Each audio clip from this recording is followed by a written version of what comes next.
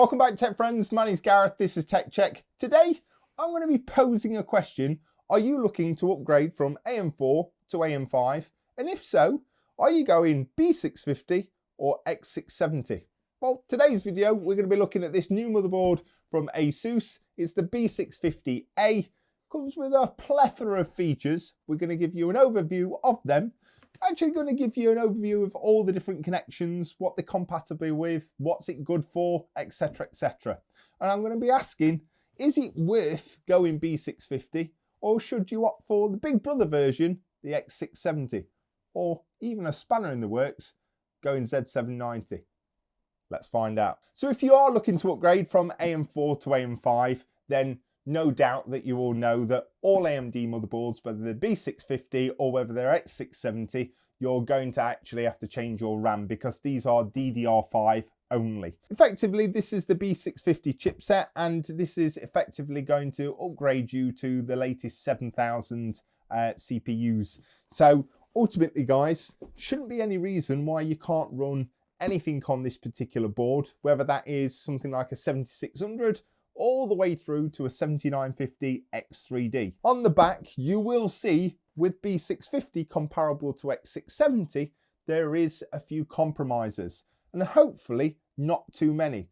So what we're going to do is we're just going to run through an unboxing of this and give you an overview of the actual board itself. So opening it up, we are greeted with our Wi-Fi dongle, which is located in this little package here. And on this, guys, it comes with a nice little stand, and these are now magnetic as well. We'll take our motherboard out. We get all the normal bump, guys. We get our instruction manual, our warranty instructions, a few stickers, a general overview of the board and its connectivity, a little keychain, some SATA data cables, a few zip ties or cable ties. We get an M3 standoff, a quick release for our M.2, an extra thermal pad for our M.2. Nothing too extravagant in there, in all honesty. Let's have a look at the board. So we'll take this out. Always place it on the box itself, guys. Safest place. Not going to cause any static, not going to damage the back of the actual board at all, and not going to scratch any surfaces either. But on face value, what a cracking little board that is.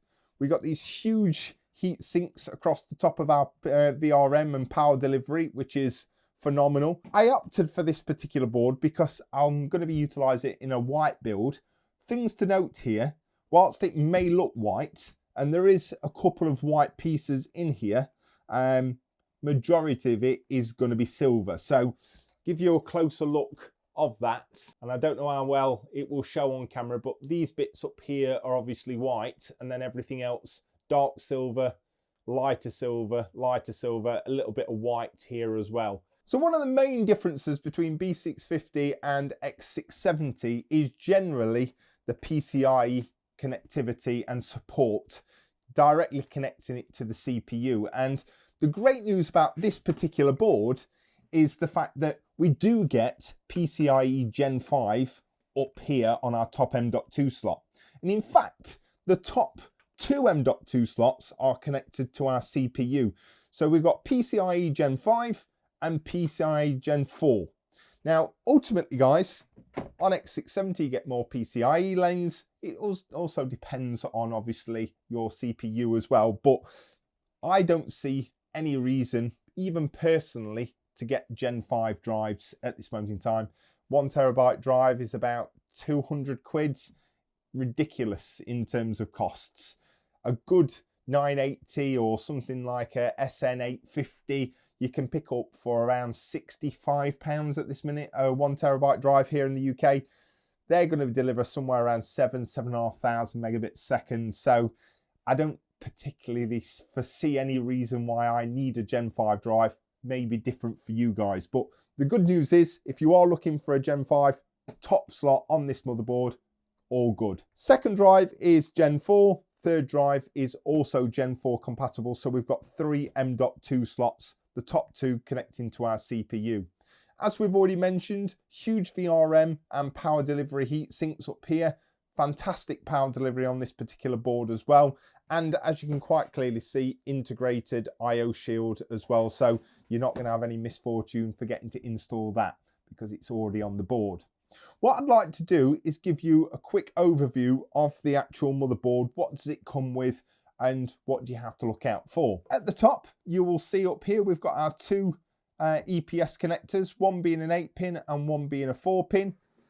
Moving across the top, we also have our CPU optional and CPU fan headers. They are covered by these little rubber bungs. A little bit of a pain to get off. We've also got another fan header here, followed by a 12-volt addressable header, and then a 5-volt ARGB header on the right. Moving down the bottom, we've got our 24-pin.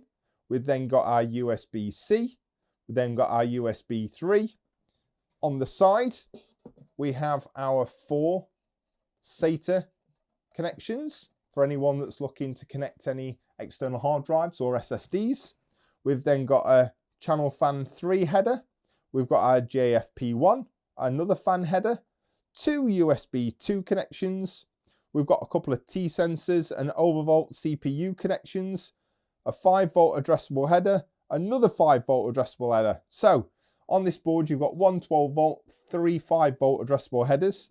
We've then got our Thunderbolt header, which is here, another chassis fan connection, and then we've got our HD audio connector. All in all, guys, a mass of fan headers on here, and if you're looking to obviously go all out with RGB, you are going to have no issues whatsoever with those 3 addressable RGB headers as well. Very, very nice to see on this particular board. We've got our quick release for our PCIe Express lane here. Brilliant to see that's been carried forward, especially on this ROG Strix. No more screwdrivers scraping down the back of your graphics cards, trying to get your graphics cards out. Very, very nice to see that, and comes in very handy as well. We have got a reinforced PCIe times 16 slot up here, so you get that benefit there, and you're going to get rid of any unwanted sag and the potential damage of your graphics card by having that reinforced 16 slot. Moving down this particular board, we've already mentioned we've got 3 M.2 slots. We've got a ×1 slot, a ×1 slot, and then we've got another ×16 express slot here. One thing to note here, guys, and it's really important, if you are populating this M.2 drive here, then this particular ×16 slot will not work because it's only actually got 4 PCIe lanes. So you have to have a bit of a trade-off. If you're using 3 M.2s, then this bottom slot won't be actually used. Unless you're using it for a capture card or something like that, then it's not going to be too much of an issue, but just something to bear in mind. Moving into the center of the board, one massive notice or change here, guys, is the fact that moving on to AM5, our pins are in this new AM5 socket, so be ultra careful when we're lowering these CPUs into this particular socket. We've got 4 DIMM slots that can take up to obviously 4 sticks of RAM. That can go up to 128 gigabytes, and it can actually go up to 6400 mega transfers per second as well. So not too bad at all. The power delivery on this board is a 12+ 2-phase power delivery, which means that you're going to get a really nice stable power delivery. And it also means that, like I said, in terms of CPU support, yes, you can go all the way up to a 7950X3D. Should you? Well, I'll leave that down to you. Does it work? Absolutely. I've tested my 7950X3D in this particular board. Didn't have any particular issues whatsoever. The last thing to mention is you do get some really nice diffused RGB, quite subtle, and that can be managed in the Asus Aura software. The I/O at the back comes with HDMI 2.1 and DisplayPort 1.4. We've also got our BIOS flashback, which is a huge benefit of this particular board. It comes with 2.5 gig LAN, Wi-Fi 6E, USB 20 gigabytes, USB 10 gigabytes, and a plethora of USB 2 and 3 connections as well, guys. So we've already mentioned one of the additional features, which is the quick release. One other thing that I think is fantastic is QLED as well. The quick release and quick installation method for NVMEs and M.2s. Simply turn that, lock your M.2 in place, easy installation. Your M.2 slot can go back, or your heat shield can go back. A few turns of your screwdriver, everything's back in place. Fantastic. Another feature that I really like on this board, right up here, we get our QLEDs. So it gives you basically an indication if you've got any errors with VGA, with your RAM or CPU. Lights up here will indicate whether it's red, whether it's green, or whether it's white, indicating a non-post, etc, etc. Again, something that's really nice to diagnose a potential problem when things don't always go to plan. So one of the biggest questions I get asked is, why go with AM5 and not with Z970 with Intel? And personally, I always answer that from my perspective, and I always say, well, I had AM4, and for anyone that had AM4, you'll see that it went through 3-4 different generations of CPUs without requiring the change of the motherboard, and that is a huge benefit. And for me, especially if anyone's going to be looking to upgrade to AM5, having that peace of mind that for the next 3, 4, 5 years, AMD said they're going to support B650 and X670 on the AM5 platform, means that you can benefit from a latest CPU change, but not have to actually change your motherboard. So a lot of people will go, oh yeah, but Intel's just done that with 12th gen, 13th gen and 14th gen. Absolutely. Will it happen again? Has it ever happened in the past? Not really, no.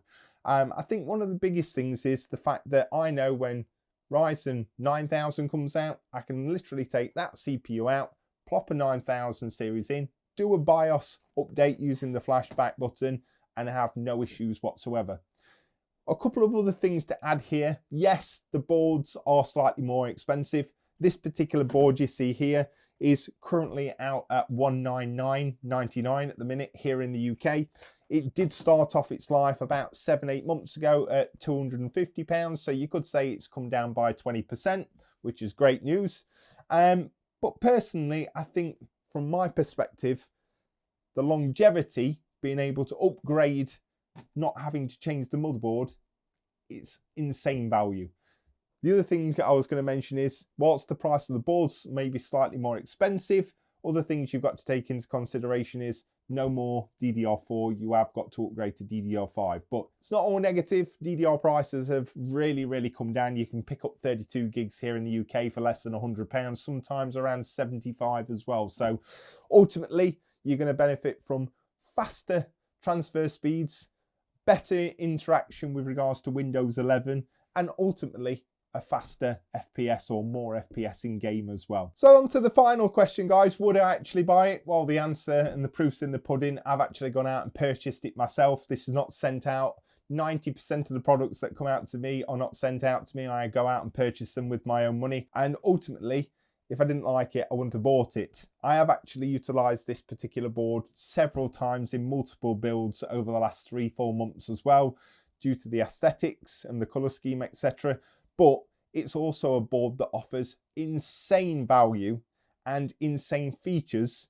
And a lot of people don't necessarily need X670, X670E, and they're paying for features that they're never going to utilize or actually need. What's the point in having a 7600X CPU with an X670E motherboard? It doesn't make sense. Fair enough, if you've got a 7900 X3D, 7950 X3D, or even a 7800 X3D, and you've got the money to actually throw about and you want that particular motherboard, no problem whatsoever. Or maybe you've just got more money than sense and you just want the best of the best. Absolutely no issue. It's your computer, you get what you need. Personally, I think that this particular B650 motherboard, PCIe Gen 5, really good power delivery, good I/O support, 4 DIMMs, good speeds, loads of RGBs, plenty of PCIe connectivity, times 16 slots, a few added bonus features here and there, USB-C, 20 gig, 10 gig, 5 gig. I don't think you've got anything on this board that you need more, really.